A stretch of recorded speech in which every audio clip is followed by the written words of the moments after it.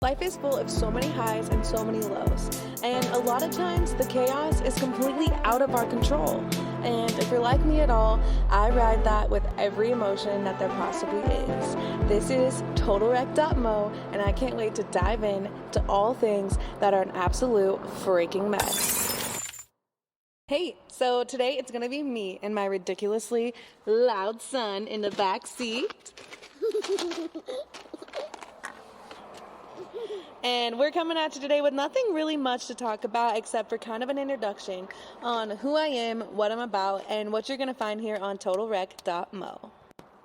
Full disclaimer before getting started, I am absolutely in no way a counselor, certified life coach, nor do I know what the hell I'm doing. I absolutely do not.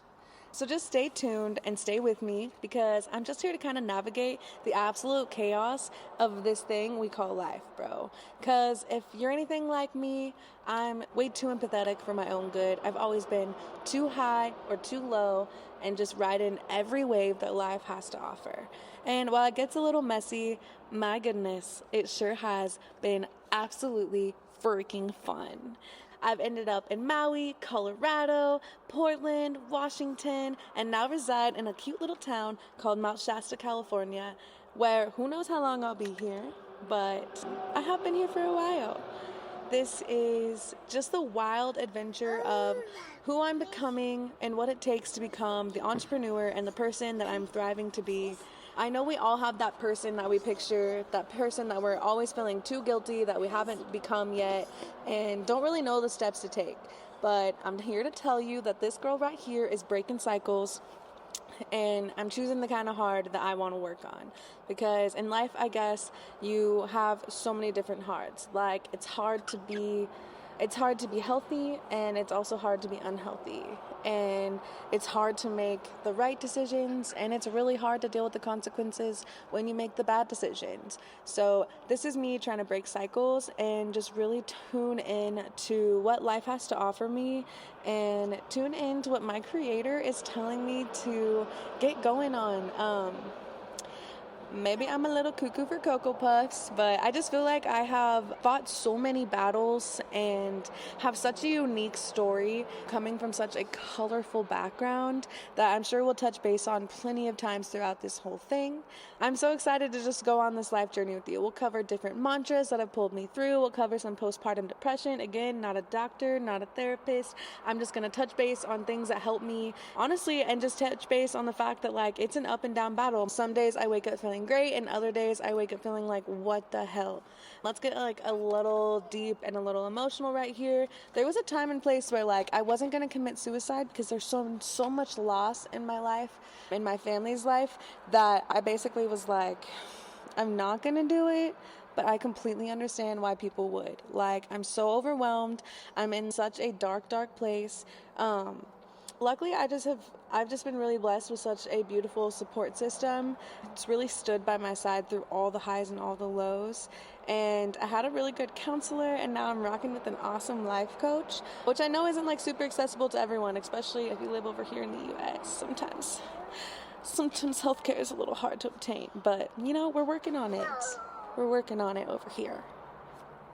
But we did some major work and we made some major hard decisions that I can't wait to just kind of like walk through because, oh, wow, guys. I have actually probably recorded this one 100 times. Not because they're not as raw or as authentic as the other ones were, but just because summarizing my life is a little hard. And I said I'd keep it simple and short. And it wasn't always simple, and it's definitely not short. I came into this world a total wreck. I mean, the whole 9 yards. Addicted to drugs, said I would never really be normal. I was the worst case they had seen in their county, or the second worst case they had seen in their county. And following me, I feel like there was worse, but they probably were my siblings. But I don't even like to talk about my parents in that light. Because as hard as their path was and as colorful as their background, they were just as great. They were beautiful human beings, and I owe them everything. My family is not a family tree. Sometimes I feel like it's more like a family circus. But really, it's just like a big giant family forest with trees and branches and limbs that just kind of like create this massive, beautiful picture. And it gets a little stormy sometimes. Growing up, I often felt like I lived a double life. One life I felt I was so much a part of because their blood ran through me. They were my sisters and brothers, my mom, my dad. All the immediate family that, in another lifetime, I would have grown up with. My life on the biological side when I was born was a lot like the show on Netflix called Shameless. I find way too much commonality in the stories and the events I've actually lived through. Things like the fact that I'm named after my father's mistress, and my mother died never knowing. Now, it's a hilarious story, and it's honestly just part of my crazy adventures, so it's never really bothered me much. Wild has been my life since the day I was born. Trying to break down my family tree would just be kind of crazy. I mean, my nieces literally called my mom Auntie Grandma because they are just as confused as you and I am right now. Because although I did have an adopted family, my mama Virginia believed that if you got the chance to love somebody else's children, that you should keep them connected to their tribe, where they came from, because it's so much a part of who they are and who they're going to be.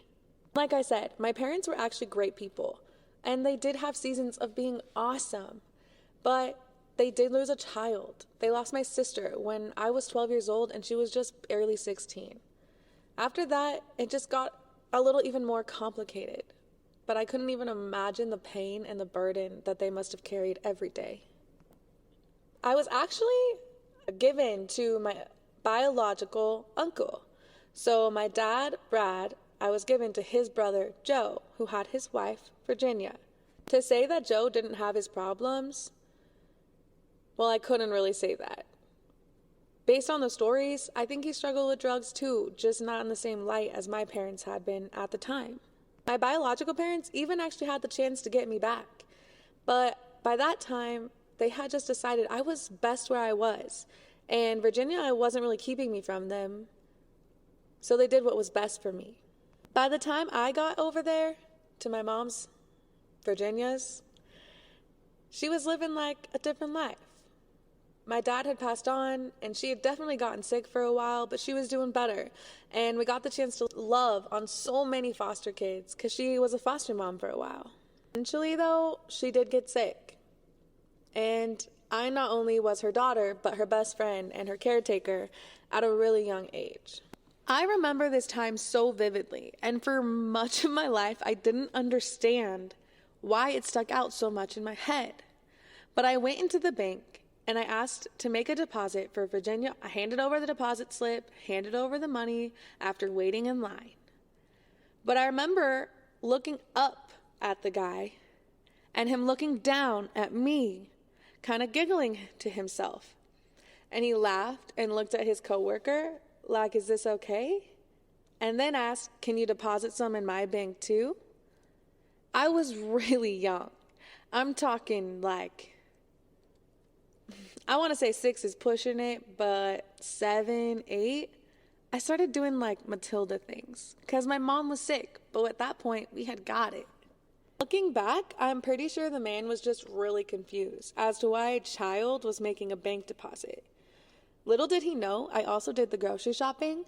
I would take my mom's list and the budget she gave me and walk around the store and get groceries, barely seeing over the top of the cart, and literally check us out.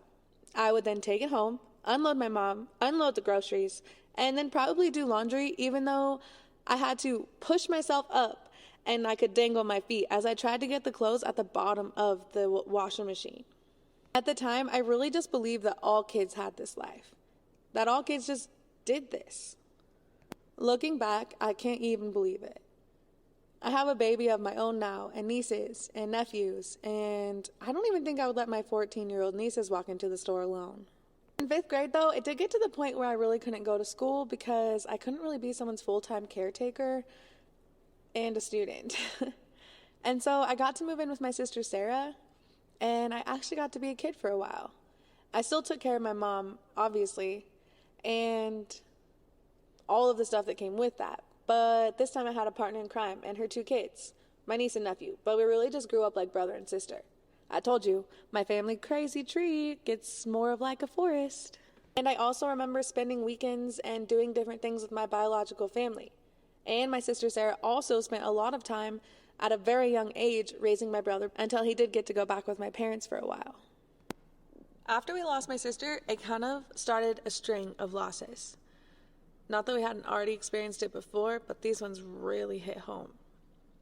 We lost my sister to lupus when she was 16 years old on my 12th birthday. That following year, in March, we lost our dad. After losing my sister, my parents' drug addiction kind of took over a little bit for a little longer. Unfortunately, during that time period, my dad ended up losing his life by wrapping his car around a tree. You hear me get a little emotional during this part. I've often thought about not talking about it at all, but then how would you know that I'm coming from a place of authenticity, and that even though I'm not a counselor or a life coach, I've been there and I'm trying to thrive through it and take you with me. After we had lost my dad, we did have a couple really good years. The twins were born and I got real close to my sisters and things were good. In senior year of high school, best high school experience ever. I know not everyone has that, but my high school experience my senior year was literally like the movies. Well, we can totally go into that another time, but it was great. And then not as always, but as sometimes happens, because there's balance in life, on top of the world came crashing down because on my graduation trip I received a call that I lost my mom. She had all these other health conditions, as I kind of mentioned before, and after suffering some kind of break in her arm, it caused some kind of blood stuff that she was just too weak to fight off. It was super unexpected, and it's not something I really believe that people get over, but I'm learning to live with it every day. Not even 6 months after that, I lost my biological mom, who I had actually become pretty close to. Ironically enough, her last words to me were, "I love you, don't do drugs." She giggled and walked out of the house. We lost her less than 24 hours later to suspicions of intentionally being ran over. None of us really pressed any of that. We got the police report, they told us we could, but what was the point? It wasn't going to really bring her back, and there was really no proof of anything. Not to mention, the poor girl who actually didn't mean to was completely distraught, and I guess none of us saw the point in dragging it out. We laid my mom to rest, and we went to deal with all the things that come to that. But here I am, 18 years old, and for the first time ever, I feel like an orphan. It was very shortly after that my biological sister and brother, Brad and Charlene, we all kind of just sat around with their spouses and really just wanted something else. There wasn't really any life around our town that we looked at and really wanted. And we knew that we wanted better than the generations before us. We knew that we deserved that, but so did our parents. So sitting in a living room one day, we all just started listing off places. And trust and believe, we all had an excuse as to not go to 100,000 different places. But sitting there, I'm pretty sure it was me who said, "Well, what about Colorado?" And I'm pretty sure everyone in the room went to object, but then they really couldn't. And if I remember correctly, I'm pretty sure my brother-in-law had been there or was going to work there anyway. I don't know. But we decided on it and we moved 3 months later. That was the beginning of I want to say another journey, but I guess it's all the same. But that was the start of me unbecoming everything that I never really was, and I really started my own journey. My family actually still lives in Colorado, and my brother followed us really short after we got there, and they still live there too. And congratulations to them, because they actually got a house. I, however, was a little younger and didn't have babies at the time, and I went on to live in Maui, which was like so amazing. And I said I'd keep this short and sweet, so I can't get into that much. Then I lived in Portland in Washington, and just crazy journey that this life has given me and I've been blessed with. But through it all, I have been this person who's just thriving to be that person that we've envisioned in her head forever, but was born into a total wreck that was completely out of her control and had nothing to do with her. Yet it was my responsibility to break those cycles and my responsibility to be a better me. So that's all this really is. And I can't really say much more than that.